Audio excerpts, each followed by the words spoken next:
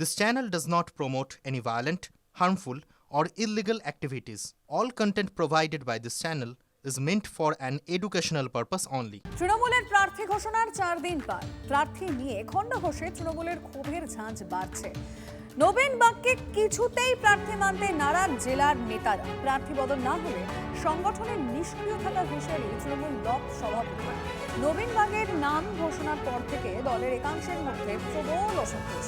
প্রার্থী বদলের দাবি তুলে দফায় দফায় বিক্ষোভ শুরু হয়।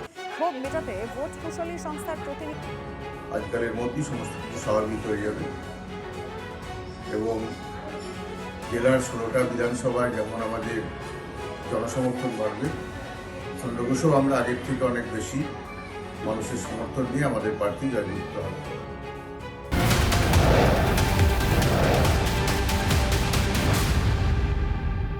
তৃণমূলের প্রার্থী তালিকা প্রকাশের 4 দিন পার। এখনো জেলায় জেলায় ক্ষোভ বিক্ষোভ থামার নাম নেই।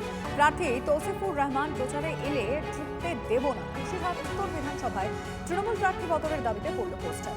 বহিরাগতের বদলে ভূমিপুত্রকে প্রার্থী চেয়ে ক্ষোভ বিক্ষোভ দলের। এটা বিরোধীদের চক্রান্ত। দলের কোন্দল মানতে চান না স্থানীয় জেলা তৃণমূল নেতৃত্ব। হয়েছেন শুনলাম তার বাড়ি উত্তরপ্রদেশে।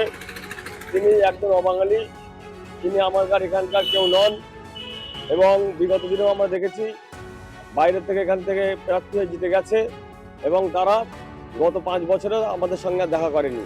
মাননীয় অভিষেক বন্দ্যোপাধ্যায় এবং মাননীয় দিদি মমতা ব্যানার্জির কাছে করজোড়ে নিবেদন যে আপনারা আমাদের এখানকার বসিরহাট উত্তর বিধানসভায় একজন ভূমিপুত্রকে প্রার্থী করুন। আগের বার যে দাঁড়িয়েছিল তাকে তো আমরা দেখাই পাইনি, সে ওরকমই দেখা যেত বিদেশীয় মতন। আমরা চাই আমাদের এখানে কি প্রার্থী নেই ভালো, আমরা সেই প্রার্থীকে চাই। আমরা একে চিনি না জানি না, একে দিয়ে আবার ঠকবো?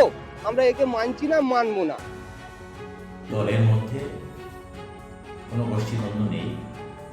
আমরা তো প্রার্থীকে নিয়ে প্রচার করছি। যে পোস্টারের কথা বলছে এটা বিরোধীদের চক্রান্ত। বিরোধী রাজনৈতিক দল যারা আছে তারাই তৃণমূলের ভাবমূর্তি নষ্ট করার জন্য এটা করেছে।